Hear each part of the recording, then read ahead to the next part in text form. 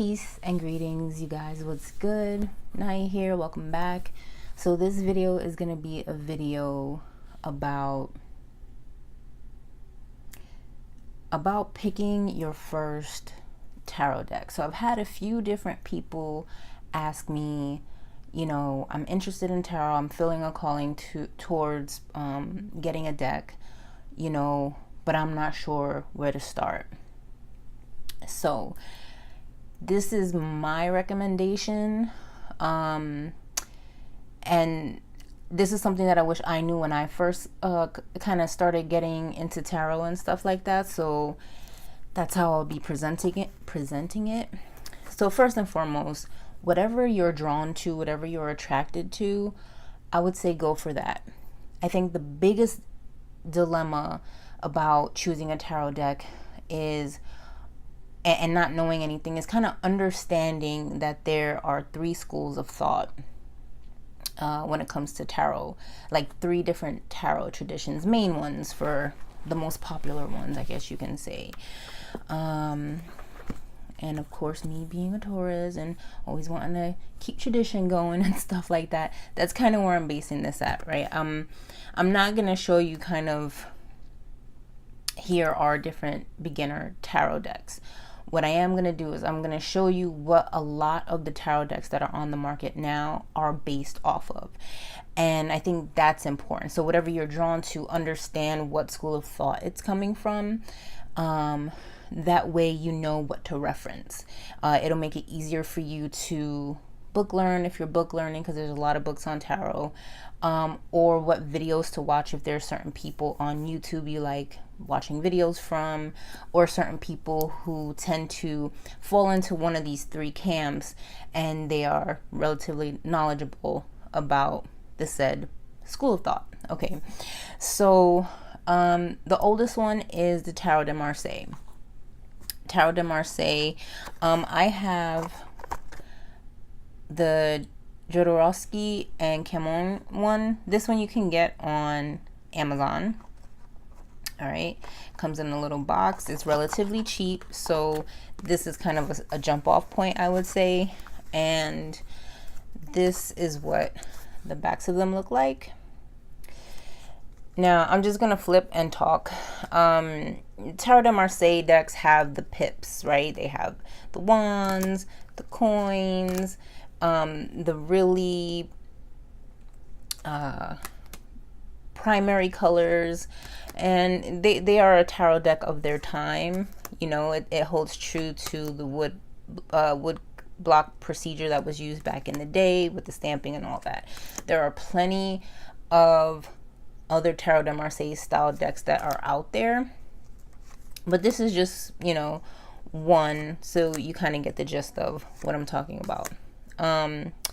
Now with this particular tradition, there are so there's different techniques for each school of thought, right, as to how you read it, how you interpret the cards. At the end of the day, as you continue to read, as you continue to hone your craft, you can borrow across the board. You know, there's no rule against that. So, but you know, you're looking at the colors. You're kind of, with Tarot de Marseille, you kind of breaking it apart. You know, what's on the earth side, what's towards the heaven side, what's in the conscious, what's in the unconscious. You know, you read the flora and the fauna, and there's a lot of techniques for that. So anyways, as I was flipping through those, I do have a few books to recommend if this is what you gravitate towards.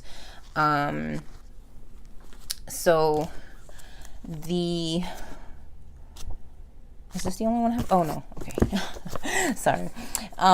So I have a lot of books on Kindle. So one of the books that I'm reading is the open reading by Alejandro Jodorowsky, and you know, his book is basically based on this deck, or yeah, the book is based on this deck because, you know, he wanted to create a deck. It's a really good book. He's a storyteller, so just imagine him just talking to you and talking about the cards. I really like that vibe, so that's pretty cool. This book here, as you can tell, I got this from Half Price Books. This is the Marseille Tarot Revealed by Yoav Ben-Dov, and this is a really good book as well. He also references the same deck that I just shared, and he goes through the colors and different reading, ways of reading the cards. So I think those two are good books to start with for Tarot de Marseille, as well as Tom Benjamin's Tarot on Earth. This is like a workbook. So you go through this and it's a workbook. If you got to put the work in. That's one thing when you're studying tarot, right? If you want to read it, you got to put the work in. You got to hone the craft. But this one is really practical. The tips in here do help. You go through the numbers and you kind of break it down for yourself. What does this mean to you, and how does it all kind of boil down? And good book. I would recommend that one. So that's the Tarot de Marseille tradition. Okay. And that's the oldest tradition. The next tradition would be the Waite Smith, or Rider Waite Smith, as most people refer to it, tarot deck. Now, did I not grab one? The next, so the next school of thought is the Waite Smith Tarot. And that is the most popular one. That is the one that you see the most. These are the images that we see very, very often. Okay, my whole deck is all twisty-turvy here. There's 1,000,001 clones of this deck. Literally with Pixie, Coleman, Smith's illustrations. The minors have scenes with people on them, so it's not like for example, it would be those two in it. It's not just 9 swords. There's kind of a person kind of giving way. There 5 coins, but what else is going on? There's things going on the minor arcana. This is the Centennial weight. Okay, this is a very popular one because of the coloration. It looks a little antiqued, but there's so many different versions of Pixie's illustrations. When I started getting into the Rider-Waite camp, right, and so what I did was I picked up a Rider-Waite Smith. I picked up the Centennial edition, but I also picked up a clone excuse me, a clone or a derivative based off of Rider-Waite Smith, and that one was Tarot Illuminati by Kim Huggens, illustrations by Eric C. Dunn. So that's this guy here. So as I was reading books, right, as I'm going through the books and they're giving me the definitions, they're giving me the symbols, what I'm supposed to look for in the decks, I found myself constantly pulling this one out. Okay, yeah, I read reversals, can you tell? It constantly kept referring back to this deck, stayed next to me the whole time I was reading a book. So to save yourself trouble, get whatever deck you want to get, right? Get whatever deck you feel attracted to, you feel called towards. But don't let that stop you from getting one of the traditional decks, if that makes sense. Because anytime you reference a book, they're going to show pictures of the original. And if they show it in grayscale, it's gonna annoy you, or at least it annoyed me, but it might annoy you. So it is more helpful to have it in your hand, to look at it, to ponder it, you know what I mean? If you read a chapter on the Two of Pentacles, you can carry that in your pocket all day and just kind of sit with that information. So yeah, so some books that I recommend for beginners for the Rider-Waite Writer is a publisher from back in the day. Waite Smith, so Arthur Waite and Pamela Coleman Smith are the creators of this deck, so we'll call it the Smith-Waite from now on moving forward. So here are a couple of books that I recommend. You'll never get enough of people saying 78 Degrees of Wisdom. 78 Degrees of Wisdom is, it's a beautifully written book. It goes into history. It gets pretty deep with each of the cards. It can be a lot of information also. If you're just starting off, you might be like, oh, this is too much. But I mean, it kind of depends where you're at, right? If you're starting when you're 18, but you've always had an interest in this stuff, it might be no thing to you. Or, you know, if you're just now getting your feet wet, you know, I don't think it'll go over your head, but it's kind of dense, but in a good way. But no matter what, I feel like you know, everybody should have this book and read it, you know. Chock full of great information. Another book that I really enjoyed is by Marcus Katz and Tali Goodwin. It's The Secrets of the Waite Smith Tarot. And this one is really cool because it just kind of, it combs through all the stuff. And there's interesting tidbits about the Waite Smith Tarot in here. So I got a lot of good use out of this book as well. So I would definitely recommend those two. You know, it depends how much you like to read too. So 78 Degrees of Wisdom is a little bit more on the dense side, but really chock full of good information. Secrets of the Waite Smith Tarot, chock full of good information, but it's broken down. I don't know. It's comprehensive without being overly dense. Does that make sense? Okay. And Tarot 101 by Kim Huggens, workbook.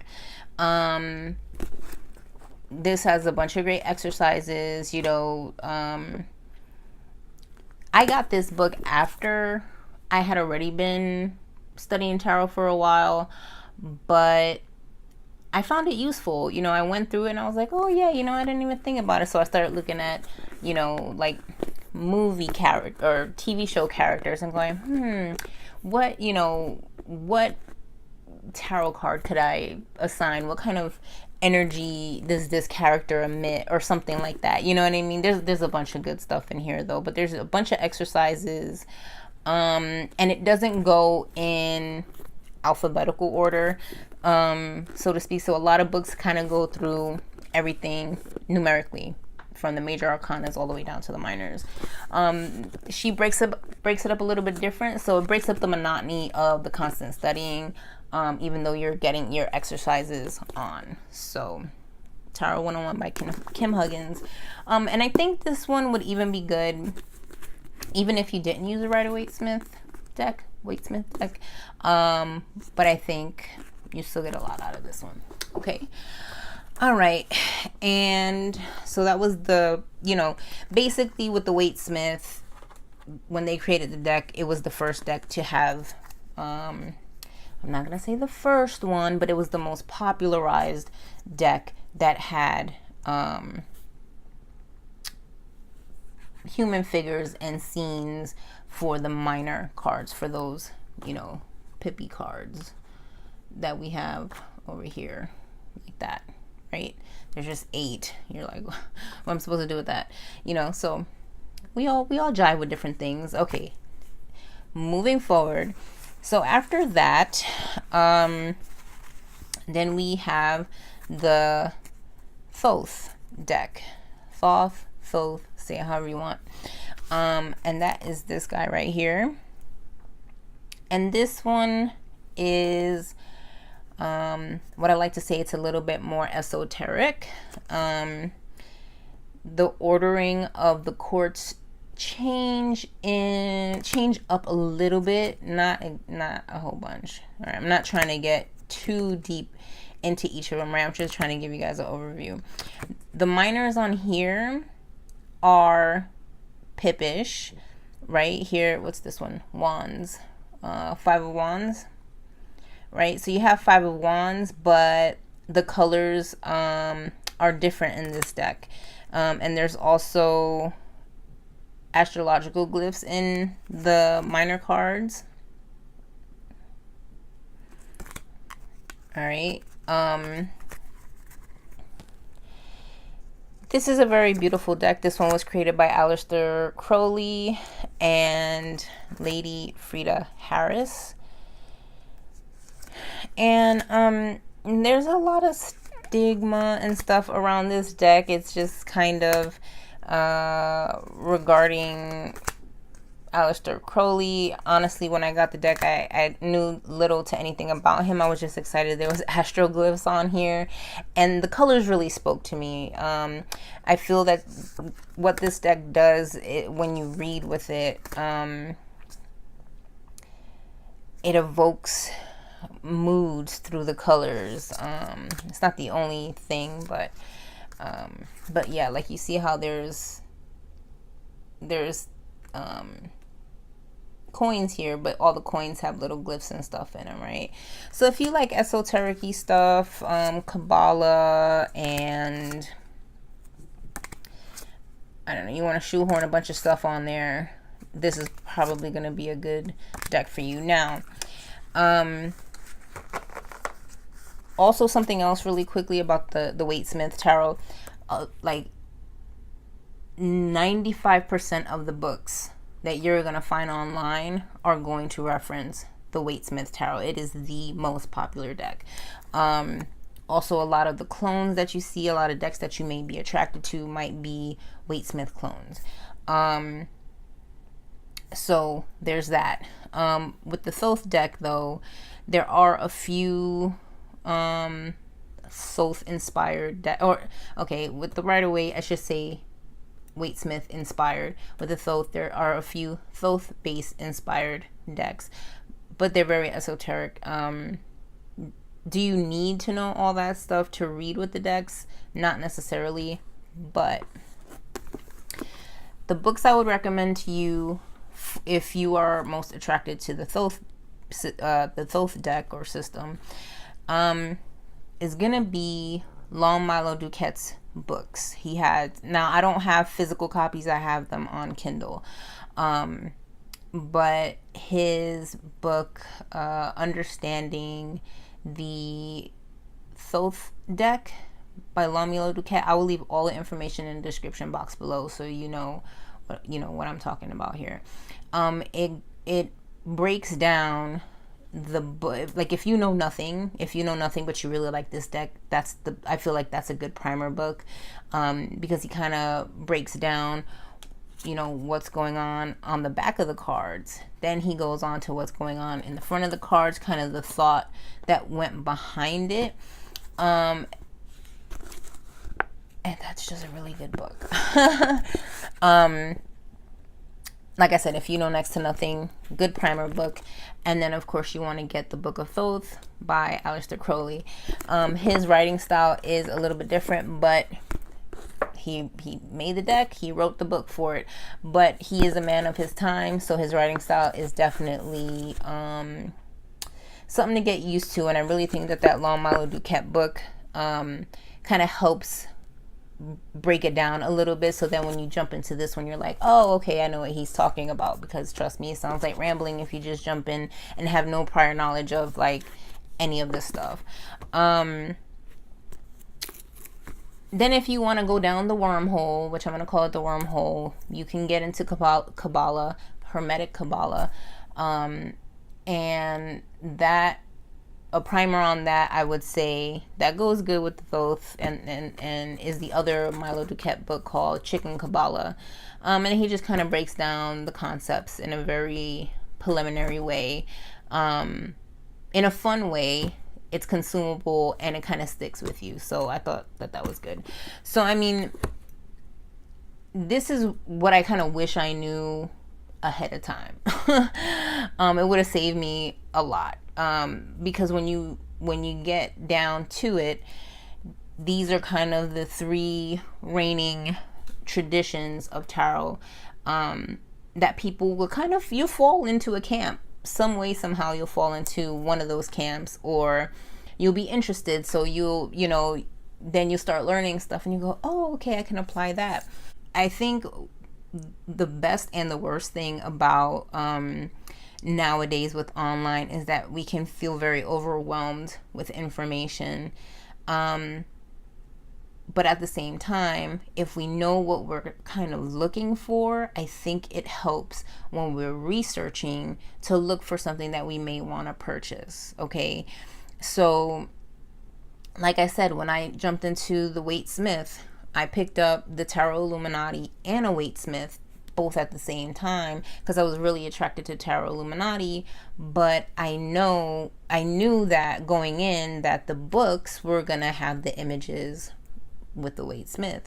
And over time, with the studying and the constant reinforcement of seeing this deck in every book that I'm reading, I grew very fond of it. At first I was like really like jarred. I was like, I don't know if I want that deck, or if I'm ever gonna read with it. But now I'm like, where's my Waite Smith deck at? Same thing with the Thoth. Same thing with all three systems. Like I have to have at least one of each around at all times, because depending who I'm talking to, depending where my mind is that day, I may be digging into different concepts or different historical things. And really, of course, you don't have to stop there. You can explore, because there's a lot of beautiful, beautiful decks that are out there. But bringing it down to its core essence of where should you start, or if you're asking my advice on where you should start, that's where this is what I would tell you. Whatever you're most attracted towards, go for that. If it's none of those and you see something online and you're like, ooh, I like that, see what it's based off of. Go to eclectictarot.net and see, put the name of the deck that you're interested in and see what it falls under. It should say in the description something like, Waite Smith inspired, or Thoth inspired, or Tarot de Marseille variant, or something along those lines, right? Because that way you know what books to get, and you're not picking up a book that kind of doesn't work with the deck that you're gonna purchase, or that you're gonna gift to somebody or something like that. So I hope this helps.